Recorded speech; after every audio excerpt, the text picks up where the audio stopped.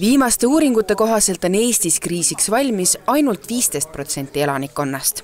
Siseministeerium koostöös Päästeametiga on viimased paar aastat võtnud elanikkonnakaitse tugevalt fookusesse ning ette valmistati ka eelnõu, mis muudaks kriisikoolitused kohustuslikuks kõigile avaliku sektori töötajatele ja elutähtsaid teenuseid osutavatele ettevõtetele. Uue koalitsiooni tulekuga on aga oht, et senine töö pööratakse tagasi, kuivõrd koolitused on plaanis muuta kõigile vabatahtlikuks.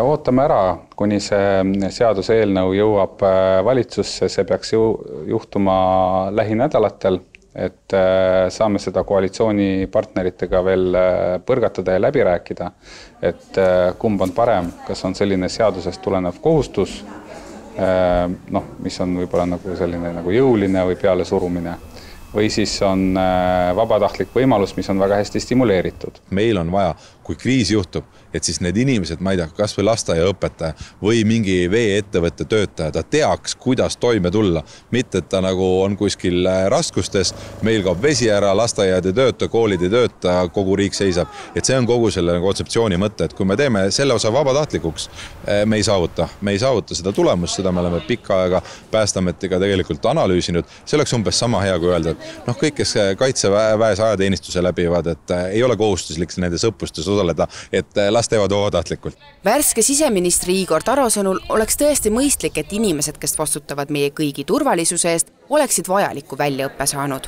Koalitsioonis ei pruugi aga kohustuslikkuse nõue toetust leida.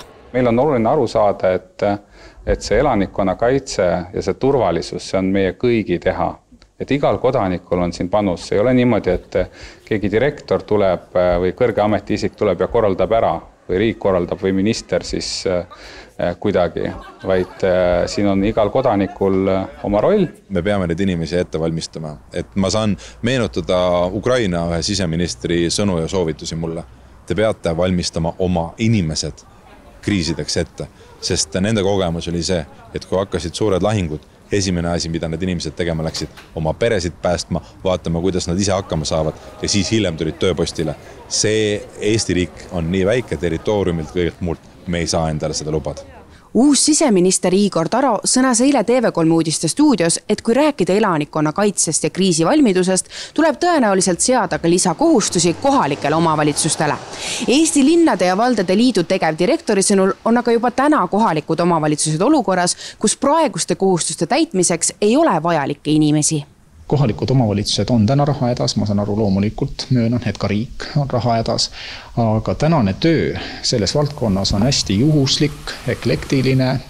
Kui meelde tuleb, siis keegi teeb, kuskil on ta paremini organiseeritud, tavaliselt suuremates linnades, väiksemates, kus on inimressursi kui ka raharessursi puudus, on ta veel juhuslikum. See, et koalitsiooni aluslepingus on juba need punktid olemas, et me tegeleme laiapindse julgeoleku investeerimiskavaga, siis tähendab seda, et sinna peab ressurss juurde tulema. Järgnevad 4-5 nädalat me arutame seda väga detailselt, et mismoodi see sünnib.